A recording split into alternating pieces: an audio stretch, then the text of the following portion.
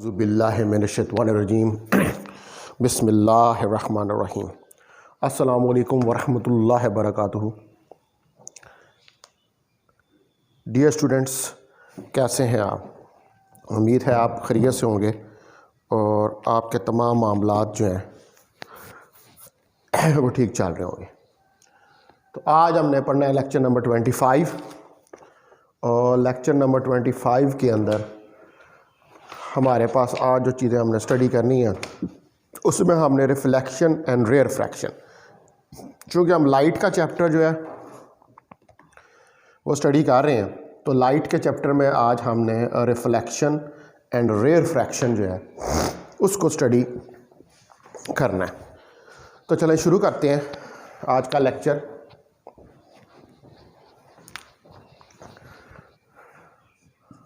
Reflection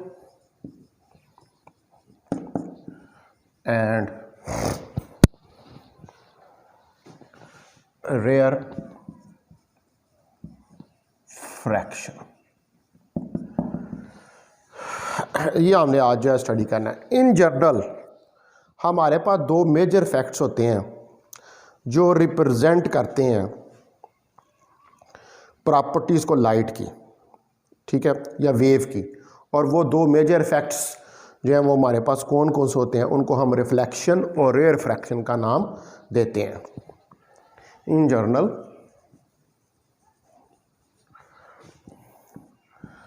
there are two major effects which represents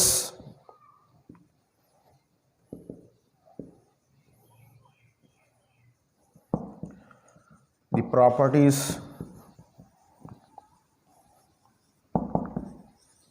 of waves, जो property of wave को describe करते हैं। और ये क्या होते हैं? It is known as reflection, इसको हम जो है रिफ्लेक्शन एंड रेयर फ्रैक्शन का नाम जो है वो देते हैं। ये दो मेन प्रोसेस हैं जो किसी वेव की प्रॉपर्टीज़ को डिस्क्राइब करते हैं, ठीक है। जब आपने किसी वेव की प्रॉपर्टी को डिस्क्राइब करना हो, और यहाँ पर हम क्या पढ़ रहे हैं, हम लाइट वेव्स को पढ़ रहे हैं, तो लाइट वेव की प्रॉपर्टीज़ को डिस्क्राइब करने के लिए दो मेजर फैक्ट्स हैं। अब हमारे पास 3 टाइप्स ऑफ ऑप्टिक्स होती हैं, 3 किस्म की ऑप्टिक्स जो हैं उनको हम स्टडी कहते हैं, ठीक है।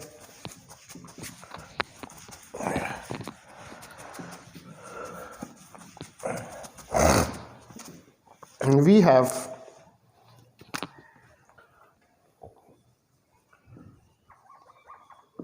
3 टाइप्स ऑफ ऑप्टिक्स। हमारे पास ऑप्टिक्स की 3 टाइप्स हैं। Number 1 geometrical optics, number 2 wave optics, और नंबर 3 रे ऑप्टिक्स। ये 3 किस्म की हमारे पास ऑप्टिक्स होती हैं। और जो हमारे पास वेव ऑप्टिक्स है, इसकी आगे से 2 किस्में होती हैं जिनको हम कहते हैं quantum optics and atomic optics.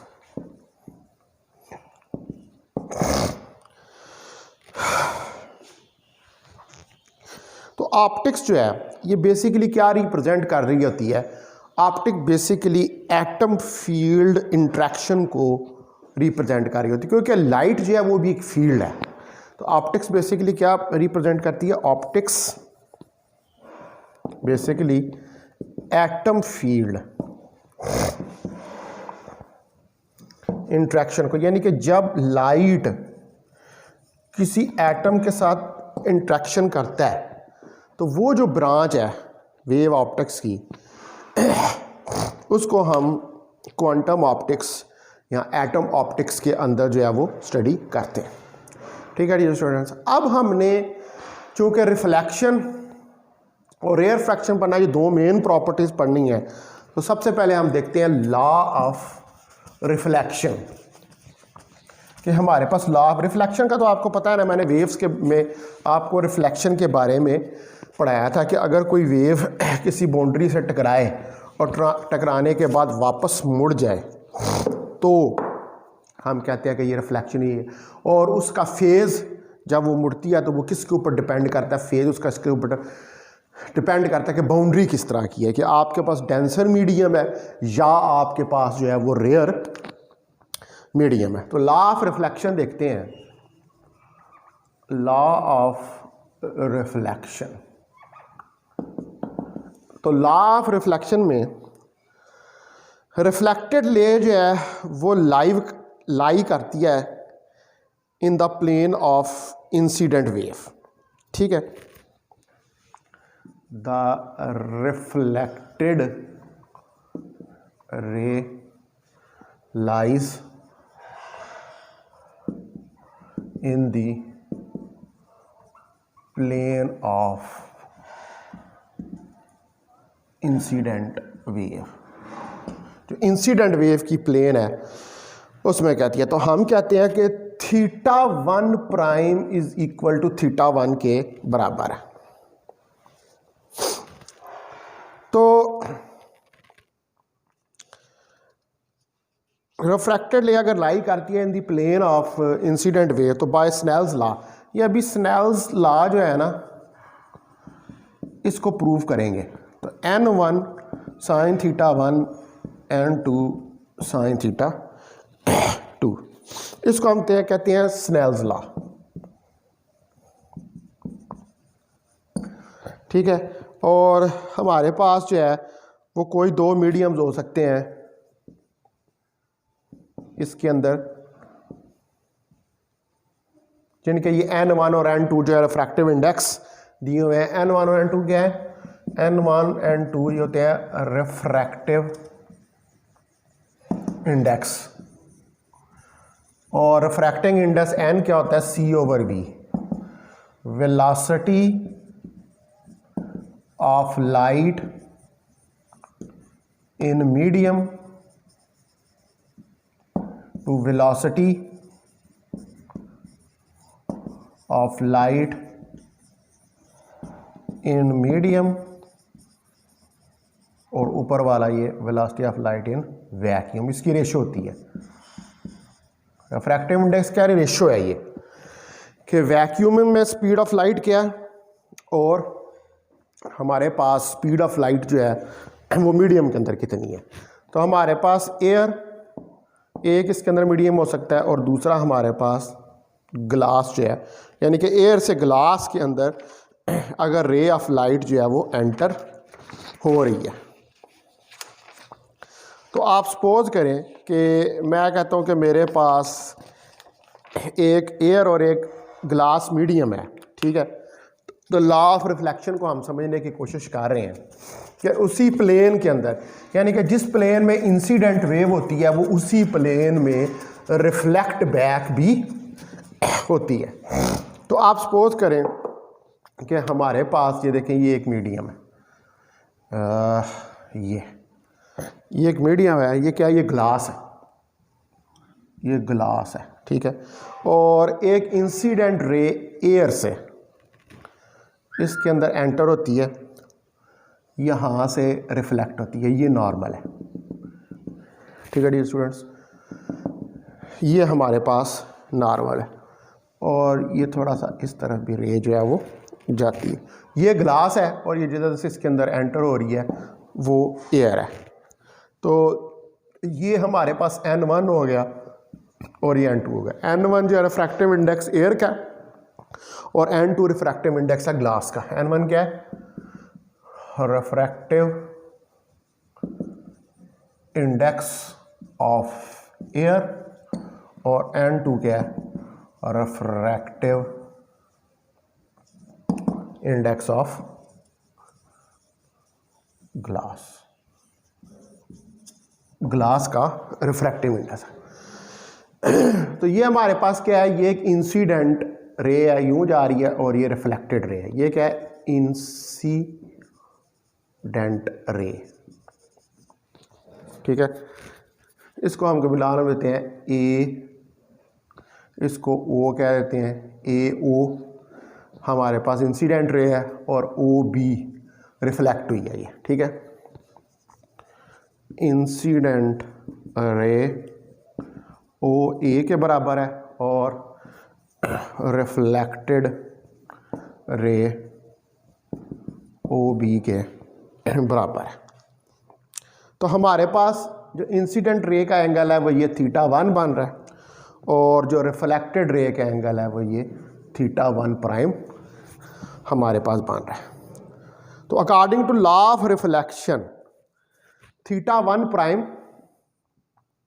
θ1 और θ1 prime they should be equal to each other, ठीक है। किसके, लॉ ऑफ रिफ्लेक्शन कि जितना आपके पास एंगल इंसिडेंट होगा उतना ही आपके पास रिफ्लेक्टेड एंगल होगा। तो जो यानी कि जिस एंगल से ये आया ये उसी एंगल से हमारे पास, और ये थोड़ा सा पार्ट इसका रिफ्रैक्ट हुआ है। अभी हम आगे रिफ्लेक्शन को जो है स्टडी करें, यानी कि जिस प्लेन के अंदर वेव आपने इंसिडेंट की है उसी के अंदर ही जो वेव है वो रिफ्लेक्ट बैक जो है वो हो गई है। तो इसका मतलब है कि जितना एंगल जो है वो आपके पास इंसिडेंट बन रहा है उतना ही एंगल जो है वो आपके पास रिफ्लेक्शन का भी बनेगा। तो ये देख लें θ1 इक्वल ठीक, ये θ1 क्या है, ये इंसिडेंट एंगल है, और θ1 प्राइम क्या है, ये रिफ्लेक्टेड एंगल है, ठीक है। तो अगर θ1 प्राइम के बराबर है, यानी कि इंसिडेंट एंगल अगर रिफ्लेक्टेड एंगल के बराबर है, तो what is this is law of reflection. Incident angle अगर बराबर है और रिफ्लेक्टेड एंगल के, तो इसको हम क्या कहते हैं, इसको हम लॉ ऑफ रिफ्लेक्शन का नाम जो है वो देते हैं, ठीक है डियर स्टूडेंट्स। तो जो स्पीड ऑफ लाइट होती है डिफरेंट मटेरियल में वो चेंज होती है, ठीक है, अपनी डायरेक्शन को भी चेंज करती है डिफरेंट मटेरियल के। तो जब लाइट एंटर होती है from one medium to another medium, ठीक है, तो जब लाइट एक मीडियम से दूसरे मीडियम के अंदर एंटर होती है तो इसकी वेवलेंथ चेंज होती है, लेकिन इसकी फ्रीक्वेंसी जो है वो कांस्टेंट रहती है। तो एयर जो है यहाँ पर हम इसको रिगार्ड कर रहे हैं एज ए थिन मीडियम, और ग्लास को हम क्या ले रहे हैं, थिकर मीडियम, ठीक है। अच्छा, आपको ये बात जो मैंने बताई है कि जब एक मीडियम से दूसरे मीडियम के अंदर वेव एंटर होती है, ठीक है, जब एक मीडियम से दूसरे मीडियम के अंदर, या लाइट जब एक मीडियम से दूसरे मीडियम के अंदर एंटर होती है तो वो अपनी डायरेक्शन को चेंज करती है। When light enters from one medium to another medium, it changes its direction। तो ये क्या करता है, ये अपनी डायरेक्शन को चेंज करती है, लाइट चेंज करती है जब एक मीडियम से दूसरे मीडियम के अंदर एंटर होती है। तो जब लाइट एक मीडियम से दूसरे मीडियम के अंदर एंटर होती है, एक तो ये अपनी डायरेक्शन चेंज करती है, दूसरा it's wavelength and velocity changes. इसकी वेवलेंथ और वेलोसिटी मैंने आपको पहले बताया था कि जब रे एक मीडियम से दूसरे मीडियम के अंदर एंटर होती है तो उसकी वेवलेंथ और वेलोसिटी चेंज होती है, लेकिन but its frequency remains constant। Frequency क्यों कांस्टेंट रहती है? क्योंकि एनर्जी चेंज नहीं होती, और फ्रिक्वेंसी जो है वो डायरेक्टली प्रोपोर्शनल होती है किसके? एनर्जी के। फ्रिक्वेंसी डायरेक्टली प्रोपोर्शनल है एनर्जी के। तो अगर एनर्जी नहीं चेंज होगी तो फिर फ्रिक्वेंसी भी चेंज नहीं होगी जब रे जो है वो एक मीडियम से दूसरे मीडियम के अंदर एंटर होगी। तो हमने यहाँ पर जो एयर है इसको क्या लिया है? इसको एज ए थिनर मीडियम के तौर पर हम यूज कर रहे हैं। एयर क्या है? एयर ये थिनर मीडियम है, और हमारे पास ग्लास ये थिकर मीडियम है। थिनर पतला, थिकर मोटा, जिसकी डेंसिटी हमारे पास ज़्यादा हो। तो जब लाइट एंटर होती है रेयर मीडियम से डेंसर मीडियम में, तो लाइट बेंड करती है टुवर्ड्स द नॉर्मल, ठीक है। और जब ये मूव करती है डेंसर टू रेयर, तो ये बेंड करती है अवे फ्रॉम द नॉर्मल, ठीक है जी। तो when light enters from rare medium to denser medium, ये पॉइंट 1 है। जब लाइट रेयर एंटर करती है रेयर मीडियम से डेंसर मीडियम में, तो इट बेंड्स, तो ये क्या करती है? It bends towards the normal. तो ये बेंड करती है नॉर्मल के टूवर्ड्स। देखें ये हमारे पास बाउंड्रीज हैं, ये नॉर्मल है मेरे पास, तो ये लाइट आई, अब ये मेरे पास रेयर है और ये निचला मेरे पास डेंसर है। तो ये क्या करेगी? ये थोड़ा सा नॉर्मल की तरफ, इस तरफ जो है वो बेंड करेगी, ठीक है जी स्टूडेंट्स।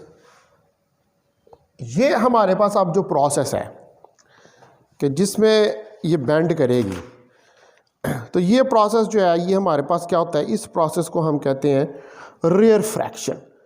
कि जब लाइट एक मीडियम से दूसरे मीडियम के अंदर एंटर होती है और एंटर होने के बाद वो नॉर्मल की तरफ बेंड हो या नॉर्मल से अवे बेंड हो, तो इस प्रोसेस को हम यानी कि वो मीडियम के अंदर जब वो एंटर होती है, तो इस प्रोसेस को हम क्या नाम देते हैं?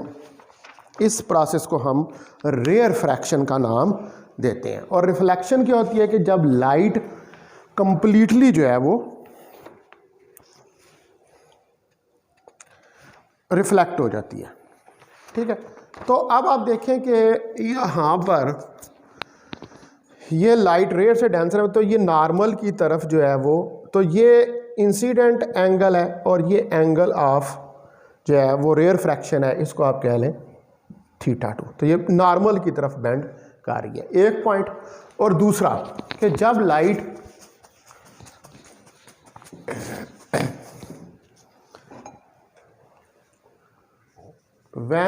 दूसरा पॉइंट, व्हेन लाइट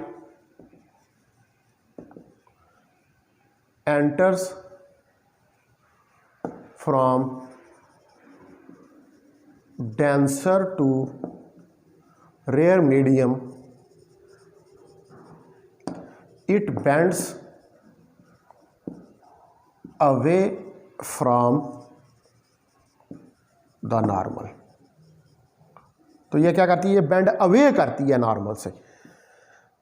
देखें ये हमारे पास नॉर्मल, अब ये लाइट की रे इंसिडेंट आई, ठीक है, तो ये थोड़ा सा अवे चली जाएगी, ये θ2 एंगल, ये θ1, ये डेंसर है और ये हमारे पास रेयर मीडियम है। तो ये थोड़ा सा अवे जो है ये नॉर्मल से चली जाएगी, ठीक है। तो वो प्रोसेस के जिसके अंदर लाइट एक मीडियम से दूसरे मीडियम में एंटर होती है और एंटर होने के बाद वो नॉर्मल के अलॉन्ग किसी एंगल पे बेंड कर जाती है, तो इस फिनोमेना को हम रेयर फ्रैक्शन ऑफ लाइट जो है उसका नाम दें। अब देखें ना, यहाँ पर भी ये किसी एंगल पे बेंड हुई है और इधर भी ये यहाँ पर नॉर्मल से अवे बेंड हुई है और यहाँ नॉर्मल के टुवर्ड्स जो है वो बेंड है। तो θ1 जो है ये इंसिडेंट एंगल है और थीटा जो है ये एंगल ऑफ रिफ्रैक्शन है, ठीक है। θ1 क्या है, इंसिडेंट एंगल, और θ2 क्या है, ये एंगल ऑफ रेयर फ्रैक्शन है। तो हम अब इसको डिफाइन करते हैं रेयर फ्रैक्शन को, कि डेफिनेशन लिखते हैं इसकी रेयर फ्रैक्शन की।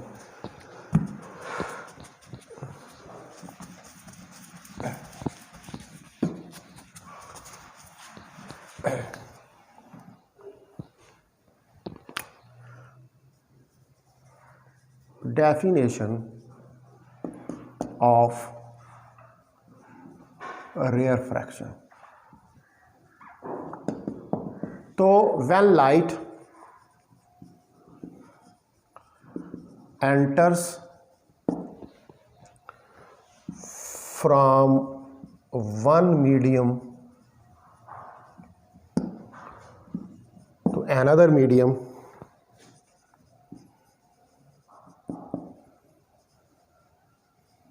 जब एक मीडियम से दूसरे मीडियम में एंटर होती है तो it bends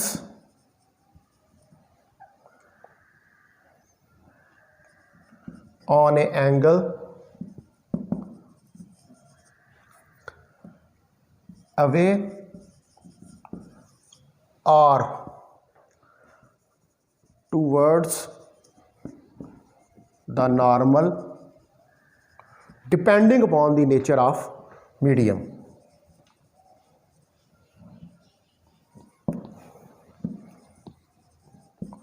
The nature of medium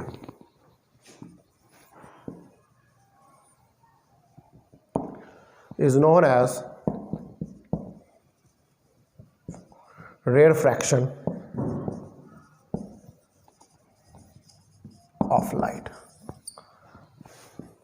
तो जब लाइट एक मीडियम से दूसरे मीडियम में एंटर हो और किसी एंगल पर बेंड हो, अवे हो या टुवर्ड्स नॉर्मल हो, ठीक है, तो वो डिपेंड करता है किसके ऊपर, नेचर ऑफ मीडियम। तो ये जो बेंडिंग ऑफ लाइट है, ठीक है, bending of light when light enters from one medium to another, this bending of light जो है टुवर्ड्स नॉर्मल या वे, इसको हम क्या कहते हैं, इसको हम रेयर फ्रैक्शन का नाम जो है वो देते हैं। ठीक है डियर स्टूडेंट्स, तो अब हमें थोड़ा सा आइडिया हो गया कि व्हाट इज़ रेयर फ्रैक्शन और रिफ्लेक्शन। रिफ्लेक्शन तो उसी प्लेन में कि इंसिडेंट जो है वो टकरा के मीडियम से वापस एंगल पे मुड़ जाती है और वो एंगल उतना ही होता है जितना इंसिडेंट एंगल होता है। ये लॉ ऑफ रिफ्लेक्शन। और रिफ्लेक्शन ये है क्या है कि जब लाइट एक मीडियम से दूसरे मीडियम के अंदर एंटर होती है तो वो किसी एंगल पे बेंड करती है, और इस फिनोमेना का हम रेयर फ्रैक्शन का नाम देते हैं। अब हमने नेक्स्ट जो चीज़ स्टडी करनी है वो हाइजेंस प्रिंसिपल जो है उसको स्टडी करना है। ये भी जो लाइट है उससे रिलेटेड है, हाइजेंस प्रिंसिपल। या हाइजन जो है ये साइंटिस्ट का नाम है, और ये क्या है, ये वेरिफिकेशन है एक्चुअली लॉ ऑफ रिफ्लेक्शन की। और ये हाइजन ने 1678 में इस लॉ को बनाया था या इस प्रिंसिपल को किया था। तो ये प्रिंसिपल क्या है, this principle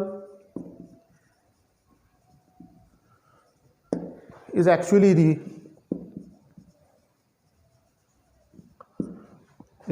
the verification of law of reflection. ठीक है, ये एक्चुअली वेरिफिकेशन है लॉ ऑफ रिफ्लेक्शन की, जिसमें हम लॉ ऑफ रिफ्लेक्शन में हम क्या कहते हैं कि इंसिडेंट एंगल जो है वो बराबर है रिफ्लेक्टेड एंगल। तो इसकी वेरिफिकेशन है, ये प्रिंसिपल उसको वेरीफाई करता है, उसे प्रूव करता है। और ये हमारे पास जो है हाइजन ने रिप्रेजेंट किया था कब? 1678 में हाइजन ने इसको रिप्रेजेंट करता है। तो ये जो है फर्स्ट रिप्रेजेंटेशन है किसकी? वेव्स ऑप्टिक्स की। ठीक है, it is a first representation of wave optics. और हाइजन ने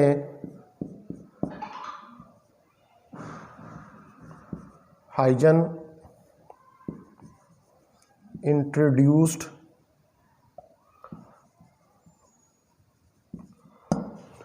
this law, this principle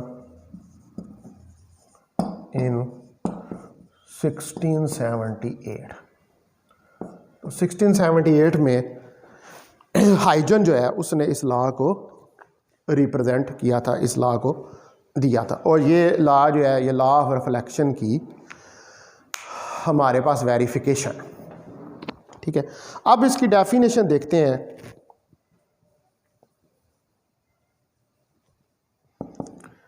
तो डेफिनेशन आप देखें कि जितने पॉइंट्स होते हैं किसी भी गिवन वेव फ्रंट पर, उनको हम देते हैं एज ए पॉइंट सोर्सेस, और for the production of spherical cylindrical waves which are known as wavelets या वेव फ्रंट्स या वेवलेट्स। तो ऑल द पॉइंट्स। अब पहली बात यह है कि वेव फ्रंट क्या होता है।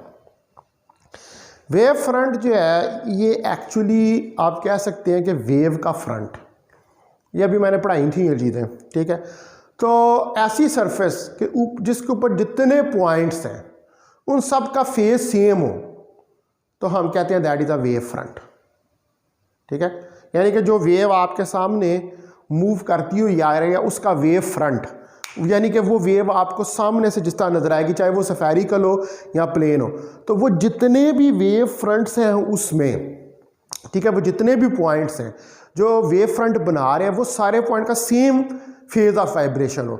अगर सेम फेज ऑफ वाइब्रेशन होगा तो वेव का जो फ्रंट है वो स्फेरिकल रिमेन रहेगा या प्लेन रिमेन। अगर सेम फेज ऑफ वाइब्रेशन नहीं होगा तो फिर वेव फ्रंट जो है वो एक जैसा नहीं रह सकता। ठीक है, तो वेव फ्रंट जो है वो क्या होता है, वो ऐसी सरफेस है कि जिसके ऊपर जितने पॉइंट्स होते हैं उनका सेम फेज ऑफ वाइब्रेशन जो है ये होता है।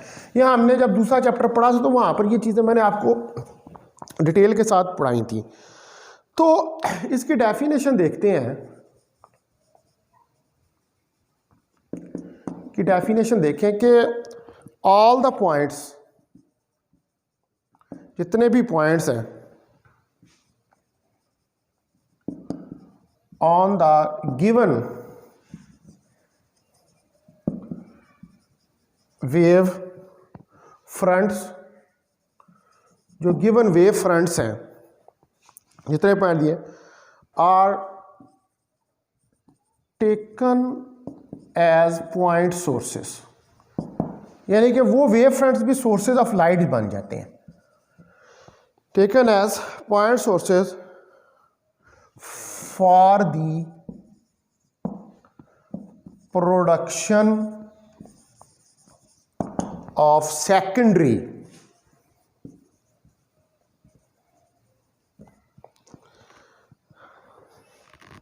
secondary waves or wave fronts या वेव फ्रंट्स हैं, ये आप कर लें secondary waves which are known as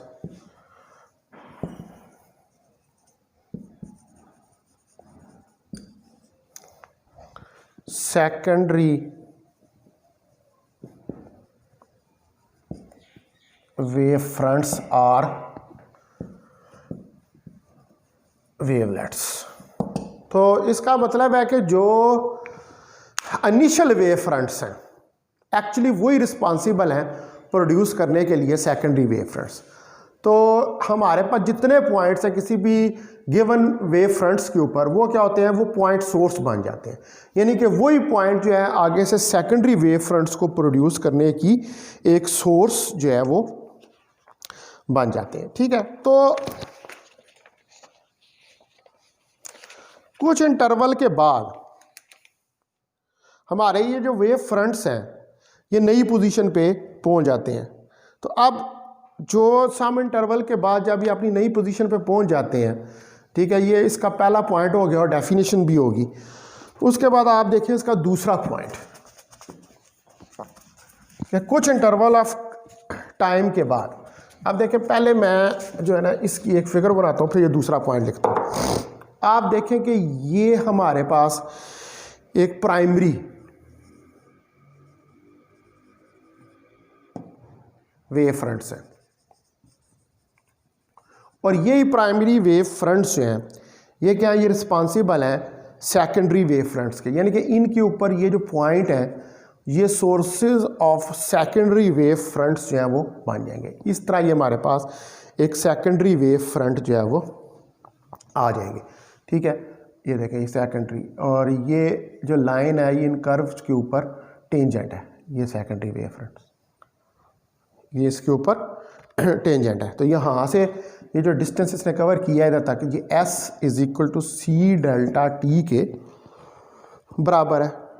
ये हमारे पास AB वेव फ्रंट था। अब जो न्यू वेव फ्रंट बना है वो A' और B' है। अब ये पोजीशन 1 थी, ये पोजीशन 2 है। अब पोजीशन इसकी चेंज हो गई है। तो दूसरा पॉइंट आप देखें आप इसका कि after an interval of time T, जो इंटरवल ऑफ टाइम T जो है, the primary wave fronts reaches to the new position, वो नई पोजीशन के ऊपर पहुंच जाते हैं। प्राइमरी वेव फ्रंट्स AB पहुंच जाते हैं न्यू पोजीशन के ऊपर A', B' के ऊपर। तो न्यू पोजीशन जो है वेव फ्रंट्स की वो किस तरह डिटरमिन होती है? The new position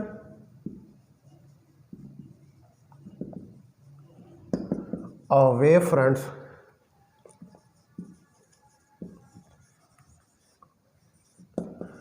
is determined by drawing the tangent on the secondary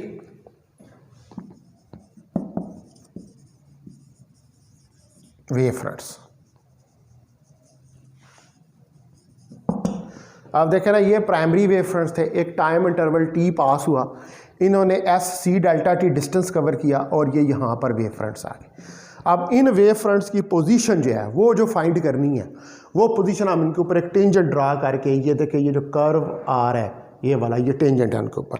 तो बेसिकली हाइगन प्रिंसिपल जो है इसकी दो मेन पॉइंट्स हैं और इसके दो मेन पॉइंट्स क्या हैं कि पहला पॉइंट ये है कि जो हमारे पास प्राइमरी वेव फ्रंट्स होते हैं एक्चुअली वो सोर्स होते हैं किसके? सेकेंडरी वेव फ्रंट्स के। यानी कि प्राइमरी वेव फ्रंट्स की मदद से ही सेकेंडरी वेव फ्रंट्स जो हैं वो बनते हैं। और दूसरे पॉइंट ये है कि जो सेकेंडरी वेव फ्रंट्स होते हैं इनके अगर पोजीशन को आपने फाइंड करना है तो सेकेंडरी वेव फ्रंट्स के ऊपर एक टेंजेंट लाइन जो है वो आपको ड्रा करने की पड़ेगी। तो वो टेंजेंट लाइन जो आप सेकेंडरी वेव फ्रंट्स के ऊपर ड्रा करेंगे वो आपको सेकेंड, आप देखें,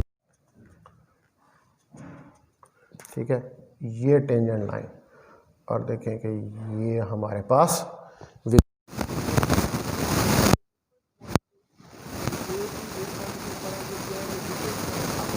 of the secondary wave fronts. तो कुछ टाइम टी गुजरने के बाद ये सेकेंडरी वेव फ्रंट्स को प्रोड्यूस कर देते हैं, ठीक है। इसी तरह जो लाइन ए बी है हमारे पास अबव फिगर के अंदर, ये रिप्रेजेंट कर रही है location and position of secondary wave fronts, ठीक है। ये ए प्राइम और बी प्राइम लाइन जो है ये सेकेंडरी वेव फ्रंट्स की पोजीशन और लोकेशन को डिस्क्राइब कर रही है।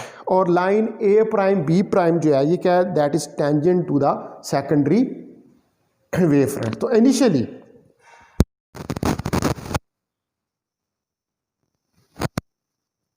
wave fronts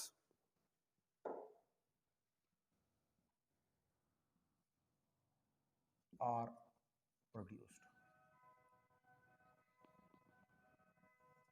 तो प्राइमरी वेव फ्रंट्स जो हैं वो प्रोड्यूस होते हैं,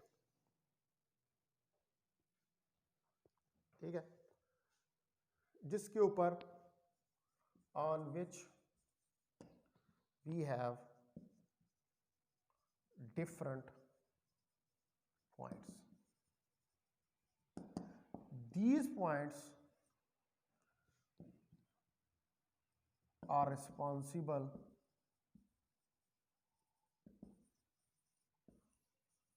for the production of secondary wave front. तो ये जो हमारे पास हैं ये डिफरेंट पॉइंट्स, ये क्या, ये सोर्सेज हैं और ये सेकेंडरी वेव फ्रंट का बायस बनती है। और ये वेव फ्रंट कितना डिस्टेंस ट्रैवल करते हैं, these wave fronts travel